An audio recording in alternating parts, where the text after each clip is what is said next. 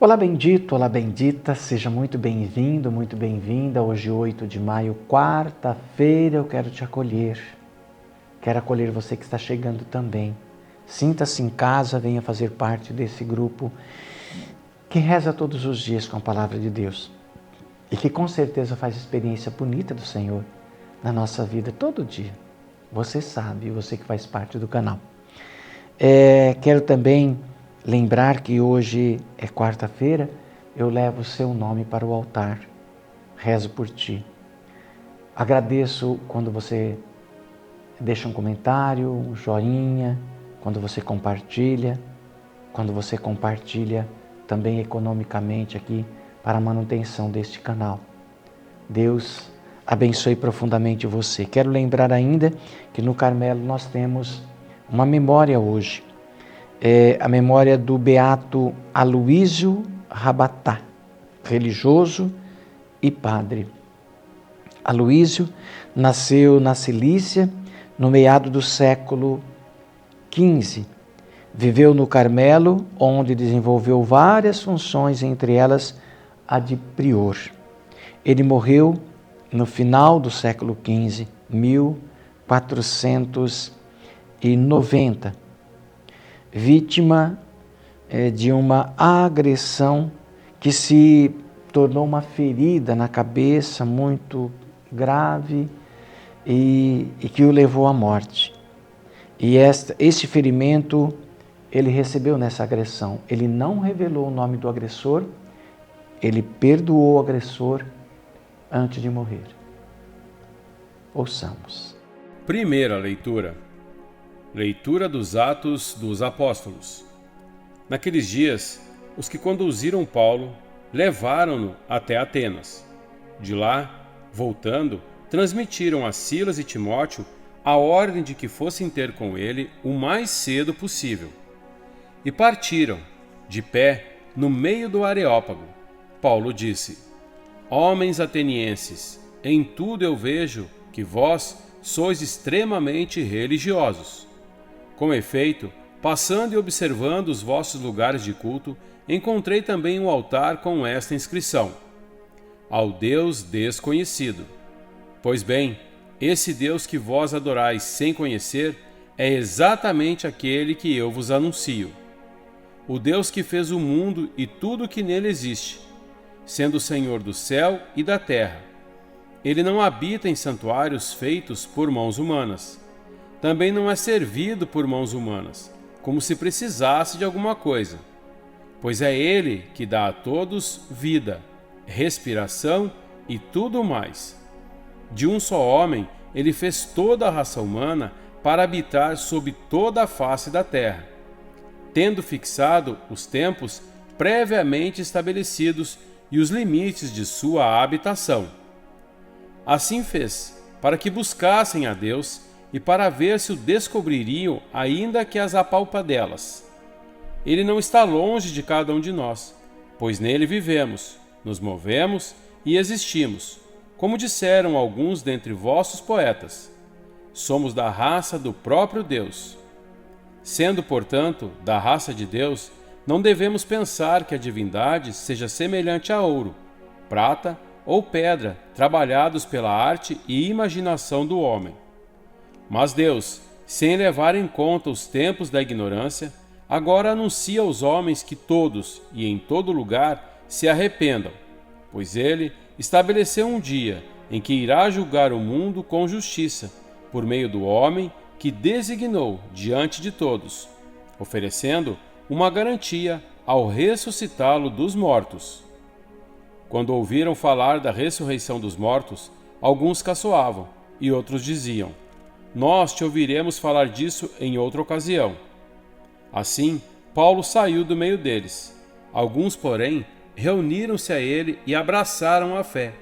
Entre eles estava também Dionísio, o Areopagita, uma mulher chamada Damaris e outros com eles.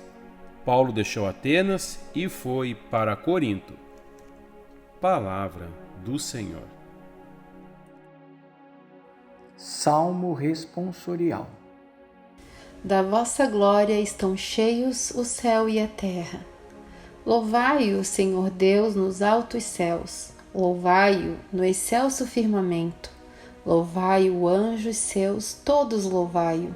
Louvai-o, legiões celestiais. Da vossa glória estão cheios o céu e a terra. Reis da terra, povos todos, bendizei-o. E vós, príncipes, e todos os juízes, e vós, jovens, e vós, moças e rapazes, anciãos e criancinhas, bendizei-o. Da vossa glória estão cheios o céu e a terra. Louvem o nome do Senhor, louvem-no todos, porque somente o seu nome é excelso. A majestade e esplendor de sua glória ultrapassam em grandeza o céu e a terra. Da vossa glória estão cheios o céu e a terra. Ele exaltou seu povo eleito em poderio. Ele é o motivo de louvor para os seus santos. É um hino para os filhos de Israel, esse povo que lhe ama e lhe pertence. Da vossa glória estão cheios o céu e a terra. Aclamação ao Santo Evangelho. Aleluia, aleluia, aleluia. Rogarei ao meu Pai, e ele há de enviar-vos um outro Paráclito, que há de permanecer eternamente convosco. O Senhor esteja convosco. Proclamação do Santo Evangelho de Jesus Cristo, contado por São João. Naquele tempo, disse Jesus aos seus discípulos: Tenho ainda muitas coisas a dizer-vos, mas não sois capazes de as compreender agora. Quando, porém, vier o Espírito da verdade, ele vos conduzirá à plena verdade, pois ele não falará por si mesmo, mas dirá tudo o que tiver ouvido, e até as coisas futuras vos anunciará. Ele me glorificará, porque receberá do que é meu e vô-lo anunciará. Tudo o que o Pai possui é meu. Por isso, disse que o que ele receberá e vos anunciará é meu. Palavra da salvação. Então, tendo ouvido a palavra de Deus, eu queria resgatar aqui esta primeira leitura, que vai falando dessas atividades tão absurdas, muito doidas, a gente poderia dizer, de confiança dos discípulos de Jesus, mas sobretudo a pessoa de Paulo, Saulo, convertido a Paulo, que se tornou, sem dúvida nenhuma, o maior seguidor de Jesus e o maior missionário de toda a história. E Paulo hoje vai galgar como missionário um ponto que talvez ele sempre almejou, ele sempre quis. Ele vai chegar ao pódio. Ou seja, o que é chegar ao pódio para Paulo, enquanto evangelizador, enquanto missionário de Jesus? Chegar até o centro de Atenas e no Areópago, ou seja, no ponto mais alto entre todas as autoridades, os intelectualizados, Paulo vai anunciar o Evangelho de Jesus para a corte, para aqueles que não querem ouvir, para aqueles que são contra tudo que Paulo está fazendo e que perseguem Paulo. Assim como Paulo perseguiu o cristianismo depois da conversão, agora ele vai lá na fonte denunciar e anunciar Jesus e vai sofrer os mesmos castigos. Vai ser perseguido também, enfim, vai sofrer aquilo que um dia ele causou nos cristãos. Mas era a ideia de Paulo chegar até esse ponto alto, para ali anunciar Jesus entre as autoridades. E é tão importante anunciar para as autoridades. Por quê? Porque as autoridades têm na mão o poder de discernir, de fazer acontecer as coisas. Então, eu valorizo muito, por exemplo, as pessoas que estão no meio da classe alta, né? Para ali anunciar e testemunhar a palavra de Deus. Por quê? Porque eles também precisam de Deus.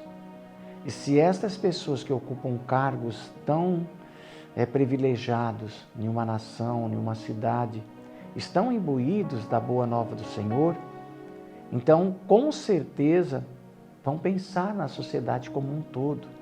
A evangelização é para todos. E Paulo vai fazer essa ação tão forte e tão importante de evangelizar as autoridades do seu tempo, ou pelo menos levar essa verdade como um questionamento para eles.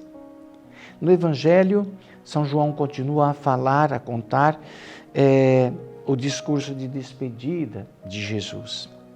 É algo muito bonito, porque ele vai falar das suas promessas, da vinda do Espírito Santo, e ele vai saindo do seio dos seus discípulos com muita calma e também com muito sentimento de distanciar dos seus discípulos. Jesus de fato amou aqueles discípulos e agora deixá-los pesa muito para ele. Mas ele precisa cumprir essa norma de voltar para o Pai e abrir o espaço para o Espírito Santificador, advogado. Momento que nós estamos vivendo muito forte aqui e agora pela nossa liturgia. Deus abençoe você grandemente. Pai, Filho e Espírito Santo. Amém. Até às 15 horas, até às 18 horas.